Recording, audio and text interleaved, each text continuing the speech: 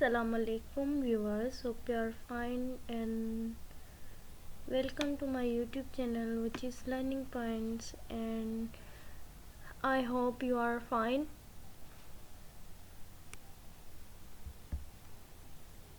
And now I will tell you about what is spiral model. So first of all we will cover spiral model is one of the most important software development like life cycle model. So this is a most important software development life cycle model.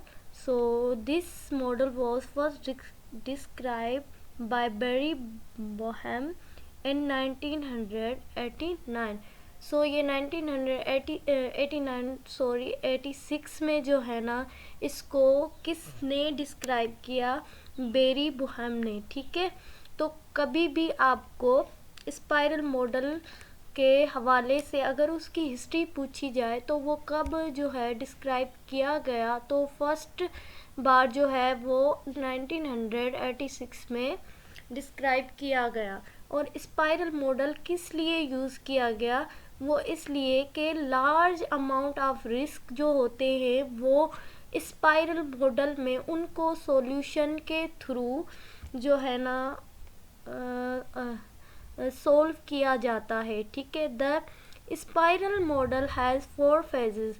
Spiral model में 4 phases होते हैं। One is the planning and other is the risk analysis and other is development testing, and now in last the evaluation. Evaluation means feedback. So this is a diagram for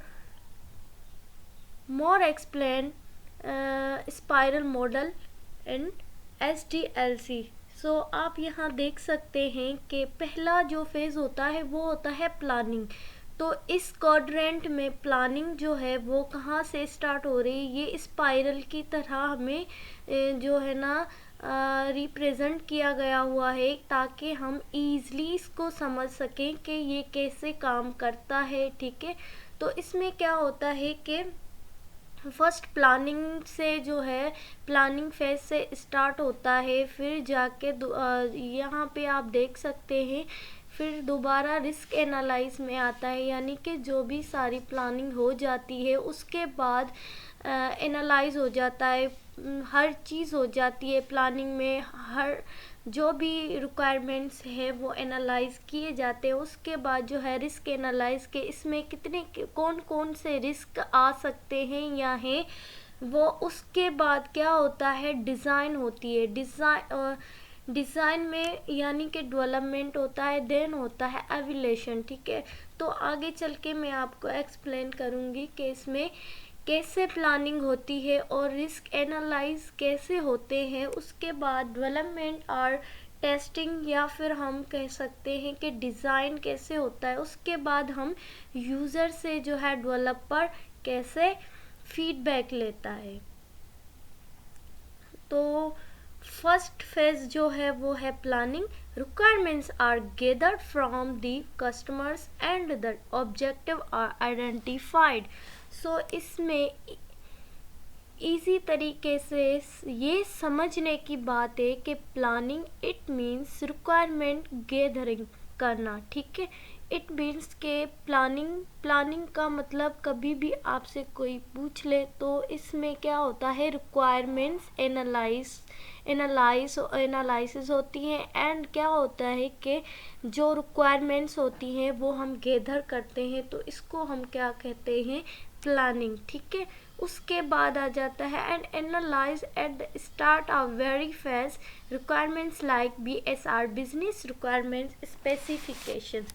इसमें जो requirements आती हैं वो 2 तरह की होती है। एक तो होती है business requirements specifications, it means जो कि बिजनेस के हवाले से हमें रिक्वायरमेंट्स दी जाती है कस्टमर के थ्रू, यानी कि उसके बाद जो है सिस्टम रिक्वायरमेंट स्पेसिफिकेशन। ये SRC क्या SRS कौन सी रिक्वायरमेंट्स होती हैं वो ये होती हैं कि हमें इस प्रोजेक्ट में क्या चाहिए, ठीक है। कस्टमर कहेगा कि हमें इसमें क्या क्या चाहिए, क्या क्या सिस्टम्स होने चाहिए, इसमें क्या क्या जो है ना सिस्टम, ये कैसे वर्क करे प्रोजेक्ट, उस ये जो सारी होती हैं वो होती हैं क्या जो है SRS रिक्वायरमेंट्स होती हैं, यानी कि सिस्टम रिक्वायरमेंट्स स्पेसिफिकेशंस।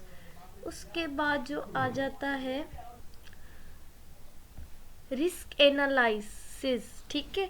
इसमें क्या होता है, ड्यूरिंग द सेकंड क्वाड्रेंट, ये सेकंड क्वाड्रेंट है, इट मीन्स के पहला क्वाड्रेंट कौन सा था, प्लानिंग। उसके बाद अगर प्लानिंग जो है आइडेंटिफाइड हो चुके तो उसके बाद आ जाएगा कि हम सेकंड जो है फेज में जाएंगे, वो कौन सा होगा, रिस्क एनालिसिस, ठीक है।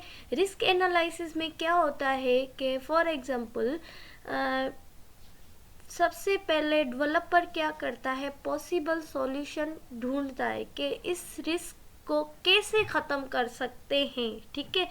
रिस्क जो होते हैं ना उनके लिए कोई पॉसिबल सॉल्यूशन ढूंढेंगे, ठीक है। उसके बाद क्या होगा कि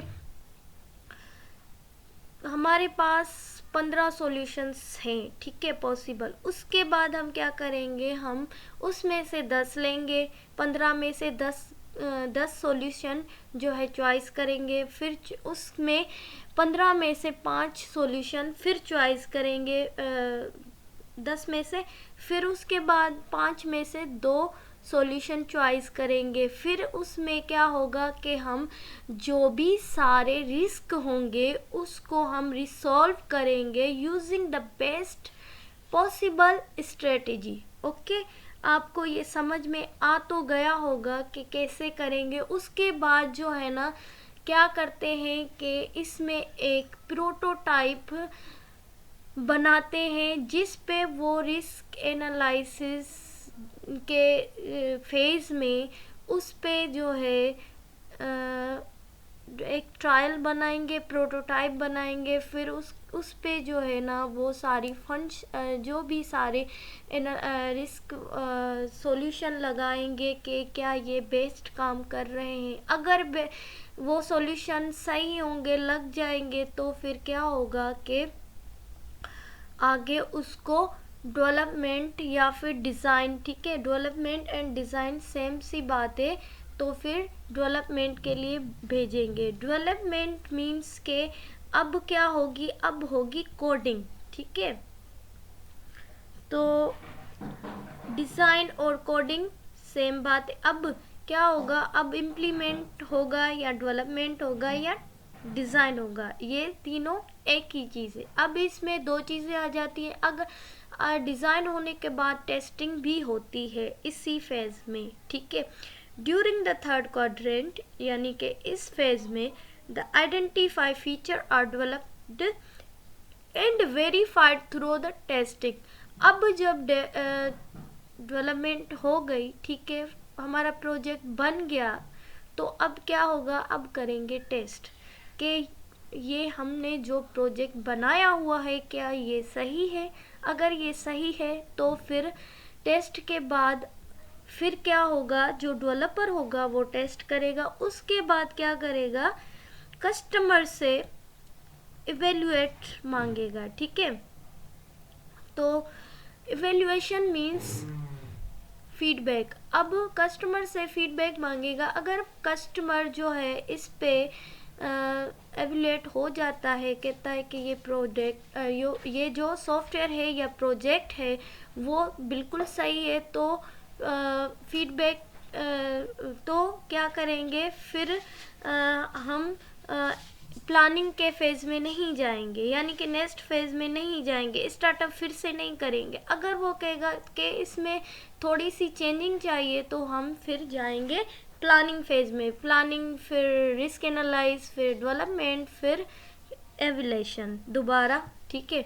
उसके बाद when to use spiral model, when the project is large, when the amount of risk is large. I also told about when we are use spiral model, where the amount of risk is large, when software requires significant changes. It means